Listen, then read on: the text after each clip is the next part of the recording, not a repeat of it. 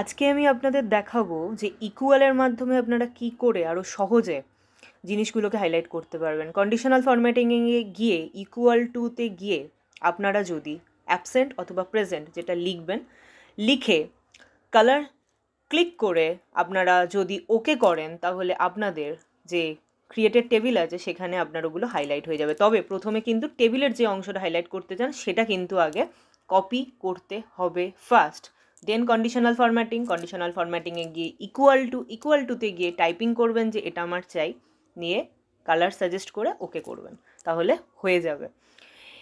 Equal টুটা আমি দেখানোর অনেকবার চেষ্টা করেছি ভিডিওতে, যাতে আপনাদের সুবিধে হয়। সবসময় শুধু নাম্বারকেই আপনারা ইকুয়াল টুতে মানে কন্ডিশনাল ফরম্যাটিংয়ে ইউজ করবেন না, একটু ডিফারেন্ট ভাবুন।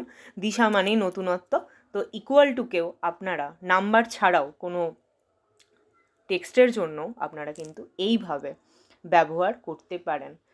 এরপর আমি যেটা দেখাবো যে কিভাবে আপনারা হচ্ছে একদম ডে 1 থেকে ইনফিনিটি যতগুলো লিখতে চান কি করে লিখবেন। Equal to inverted comma start day space inverted comma close, দেখুন আমি ইনভার্টেড কমা ক্লোজ করছি, অ্যান্ড তারপর আমি লিখব সিকোয়েন্স। সঙ্গে সঙ্গে আমার ড্রপডাউন বক্স চলে আসবে, সেটাকে সিলেক্ট করব, ফার্স্ট ব্র্যাকেট দেব। এবার যে কটা ডেটা আমি ডে আমি লিখতে চাই, 365 আমি লিখেছি, 1 কমা দিয়ে 1, তারপরে হচ্ছে ব্র্যাকেট ক্লোজ।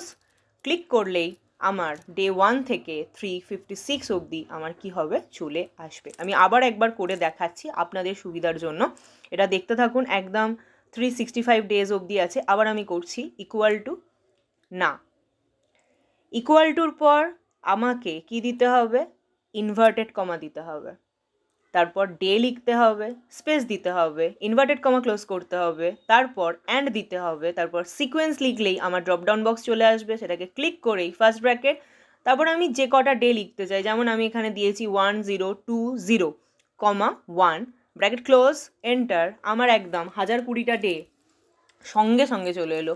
কিছু ক্ষেত্রে আমাকে formulas I need to remember, কিছু ক্ষেত্রে দরকার নেই, শুধু আমাকে টুলসগুলো জানতে হবে। আর সব সময় আমি চ্যাট জিপিটির উপর ভরসা সত্যি কথা বলতে করা সম্ভব না, কারণ ও প্রম্পট বুঝতে বুঝতে আমার কাজ হয়ে যাবে। অবশ্যই চ্যাট জিপিটিকে আমি কাজে লাগাবো, কিন্তু এইভাবেও আমাকে কিন্তু শিখতে হবে।